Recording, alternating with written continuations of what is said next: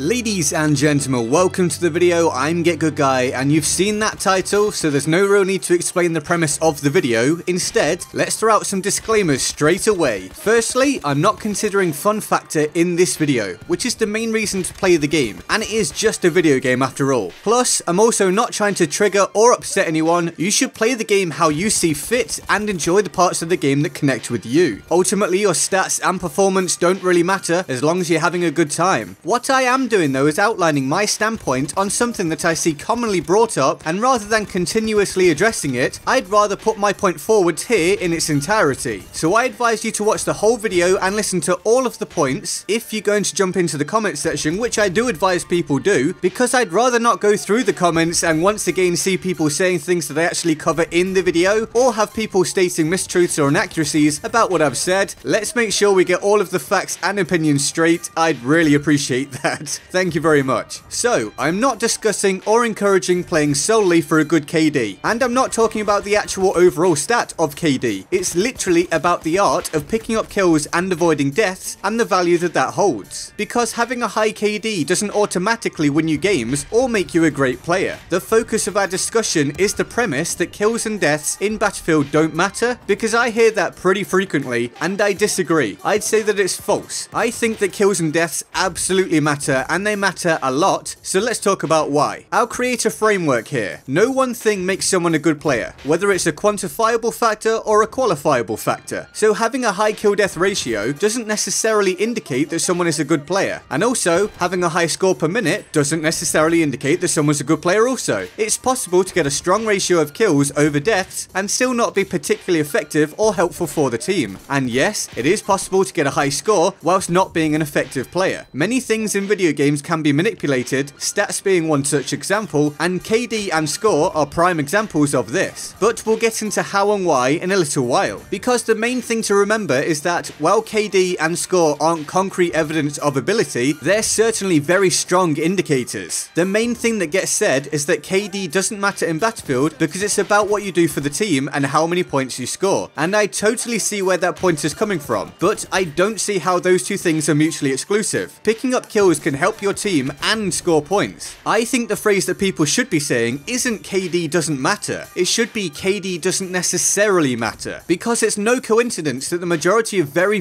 effective players have a strong ability to win gunfights, and it's no coincidence that kills gain you points. That doesn't just happen, so the main aspect of the game, i.e. shooting people, is incentivized with fake numbers on the screen. Points being awarded for kills is because kills matter, therefore they need to be incentivized, and in turn, deaths matter. This can be extended further when considering modes that are directly affected by kills and deaths. Conquest, depending on which Battlefield title, which update, etc., can have team score influenced by kills in combination with flag caps. Team deathmatch is an obvious example, where your KD is the most defining feature of your performance, and also operations, where the attacking side has a certain amount of tickets. So the consideration that kills don't matter in these scenarios is essentially entirely incorrect. But we can also go deeper and analyze this from an even more specific and individual standpoint. Killing someone can stop their productivity, and being killed can stop your productivity. Say I'm running to an objective, and to get there, I have to kill 2 people. I then make it to the objective and die. In that scenario, I have a 2 KD, and we'd say that perhaps the death on the objective was just one of those things, and it's good that I try to be productive. Or alternatively, I don't die on the objective, and we capture the point. Great stuff, right? A 2 KD either way, and an attempt at doing something for the team. But say before I get to the objective, I lose the second gunfight. That puts me on a 1 KD, and I didn't make it to the objective. Do you see what I'm getting at here? The point isn't to care about the KD. The point is that it can matter. It can directly influence the game. Kills and deaths are the seesaw of being able to be productive or not. Perhaps at this point, someone would like to raise the issue of unavoidable deaths, and that's a very fair point. I've suffered many to a mess, as I'm sure you guys have as well. Well, unavoidable deaths are just that, unavoidable. We all take them, but one player might take some unavoidable deaths and have a 1.8 KD because they're able to win more gunfights than someone else who took some unavoidable deaths also and has a 0.7 KD. Once again, don't care about the KD itself if you don't want to, but the 1.8 KD indicates that that player was potentially able to defend themselves better and thus spend more time on the field rather than on the respawn screen, even with those unavoidable deaths. There's also then necessary or commendable deaths. An example would be I'll regularly take a death in order to kill an enemy sentry, because from that trade, my team benefits more so than the enemy team. Overall though, from my perspective, I'd hypothesize that someone with a high KD is much better equipped to succeed on average than someone with a low KD, because they're able to fight their way to victory if they play accordingly. That is, as long as their high KD is garnered in the right manner, which I'll come to soon. And that's not to say that someone with a low KD can't achieve and be useful. Of course not. But I'm sure you can see the logic in my statement. Because do you know what one of the absolute main things is that halts my progress? Dying. You can lose map position. You can lose momentum. It matters. And having someone on the enemy team who is absolutely slaying can have a truly huge impact. From here, we also have to consider one of the points I opened with, why both KD and score don't necessarily always matter, because they can be manipulated. Let's take KD first. A 7 KD sounds like a great thing, but if it was derived from sitting at the back of the map for a 30-minute game in which the player picked up 7 kills and 1 death whilst doing effectively nothing for the team, then yeah, I say that's an extremely minor contribution. This is why a high KD isn't always indicative of high or valuable performance. It's not that hard to boost a KD, and doing so will likely have an adverse effect on that player's score per minute. Now let's look at score itself. A high score can be a great thing, just like kills. It's a good indicator of how someone has performed, but it's a fallible measure, because you can easily do things in Battlefield that produce points without really helping the team too much. A good example is bad revives. If someone is reviving people all the time who then die instantly because the area wasn't cleared, that player receives the points but in fact didn't really offer anything for the team. What they may have done, such as in operations, is actually throw away a load of tickets because they didn't bother to check the area, and they therefore deprived that teammate who's down of getting an actual useful revive. And there are other examples, but I'm sure you get the idea. So let's talk about having a high score with a terrible KD. Does this mean that someone definitely had a bad game? No, of course not. But does a high score mean they absolutely definitely had a good game? No, of course not. The context matters, just like it does with KD. Because if that player picked up a load of points, and I'll use the operations example again, they also died 45 times while picking up about 6 kills, then they individually threw away a huge chunk of their team's tickets. And I've seen this happen. I don't care that you've just come and dropped a resupply crate near me for the 9th time, because you've also just thrown away your 9th ticket doing it because you ran headlong into enemy fire. The context of all of these things matter. It's about how you do things and when. Are they valuable kills? Are they valuable points? And the key is to not focus on the actual stat of KD or score per minute. It's about focusing on playing effectively, and doing so is what can raise those stats as a side effect. So ultimately, do kills and deaths make a great player? No, but do they matter? Absolutely they do. The notion that they don't, truly, is a fallacy. I hope that that all comes across in a way that makes sense to everyone. To reiterate, I'm not bestowing the value to focusing on KD or score per minute or any other stat in fact. I'm just laying out why all of these things combined do matter and have an impact on both individual and team performance. And with that all covered, if you enjoyed the video, a like rating would be very much appreciated, as would a subscription if you're new here. And of course, turn on those notifications with the bell button so you have more of a chance to not miss out on future content. Now let's go over to the board of awesome for the epic people who support the channel on Patreon. That Patreon support allows me to make this many videos and spend as much time on them as I do. Otherwise, I'd need to go and get another job, and this simply wouldn't be happening to this extent. So thank you very much to everyone on here. If you want to join them on the board of awesome, the link to the Patreon page is in the description and my pinned comment. And with that all said, I'm GetGoodGuy, and I'll see you